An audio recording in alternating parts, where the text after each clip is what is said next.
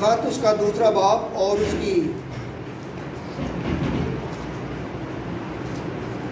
24 اور 25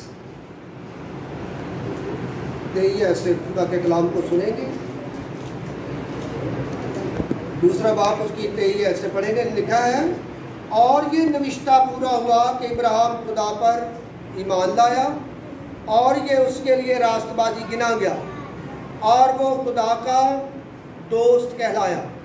بس تم نے دیکھ لیا کہ انسان صرف ایمان ہی سے نہیں بلکہ اعمال سے راست باز ٹھہرتا ہے. خدا کا حکم کیا تھا اس کے لیے کہ تو اپنے بیٹے کی کیا کر قربانی دے, اور اس نے خدا کے حکم کو مانا, خدا کے حکم پر عمل کیا.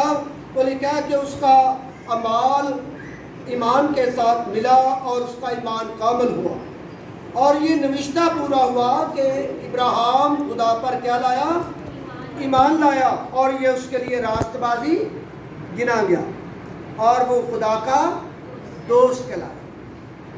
جب وہ خدا کا دوست بن گیا تو خدا نے اس کے ساتھ کیا وعدہ کیا ابراہیم کے ساتھ کہ میں تیرے وسیلہ سے, تیری نسل کے وسیلہ سے سب قوموں کو کیا دوں گا, برکت دوں گا, کیونکہ تو نے میری بات کو مانا, تو نے اپنے بیٹے کا بھی درخت نہیں کیا, تو نے اپنے بیٹے کو میرے لیے قربان کیا.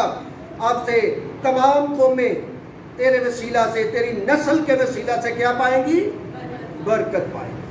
تو جب ہم خدا کے حکم پر عمل کرتے ہیں تو خدا بھی یسوع مسیح کے ساتھ, خدا کے ساتھ ہماری محبت, خدا کے ساتھ ہماری دوستی ہو جاتی ہے.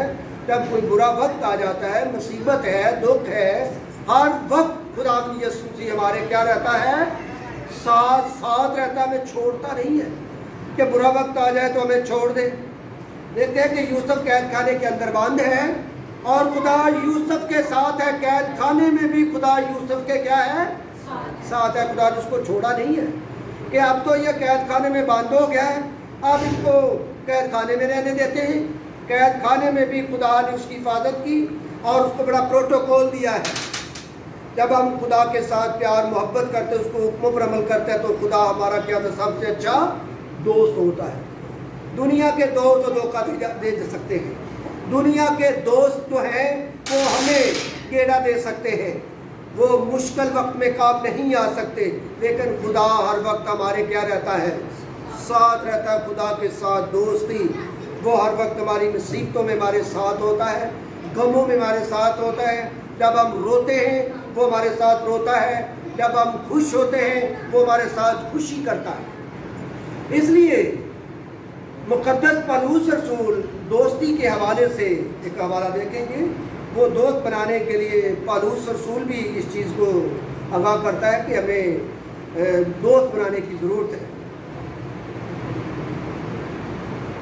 غلطیوں کے نام پالوس رسول کا خاتم اور اس کا 4 باب اور اس کی 17 ایسے خدا کے کلام کو سنیں.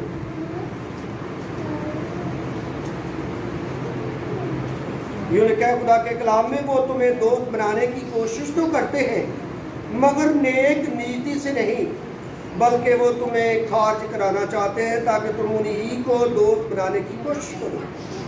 لیکن یہ اچھی بات ہے, پالوس کیا کہتا ہے 18 آیت میں, لیکن یہ اچھی بات ہے کہ نیک امر میں دوست بنانے کی ہر وقت کوشش کی جائے. نیک امر میں دوست بنانے کی ہر وقت کیا کی جائے, کوشش کی جائے. ہم دوستوں کے وسیلہ سے آگے خدا کے کلام کو کیا کر سکتے ہیں, شیئر کر سکتے ہیں. اگر دوستی نہیں ہے تو ہم خدا کے کلام کو شیئر نہیں کر سکتے. تو دوستی کے وسیلہ سے ہم خدا کے کلام کو آگے شیئر کر سکتے ہیں. ہمارے لیے بڑا ایک رستہ بن جاتا ہے, ایک ہمارے لیے اسٹیج بن جاتا ہے. ہم اس اسٹیج کے وسیلہ سے, اس رستے کے وسیلہ سے, اس کے ذریعہ سے ہم بہت سے لوگوں کو خدا کا کلام شیئر کر سکتے ہیں. اس لیے پالوس بھی اس چیز کو مد نظر رکھتے ہوئے یہ بات کہتا ہے, لیکن یہ اچھی بات ہے کہ نیک امر میں دوست بنانے کی ہر وقت کیا کی جائے, کوشش کی جائے, تاکہ خدا کا کلام روز بروز آگے آگے شیئر ہو سکے, خدا کا کلام آگے پھیل سکے. ایسے دوست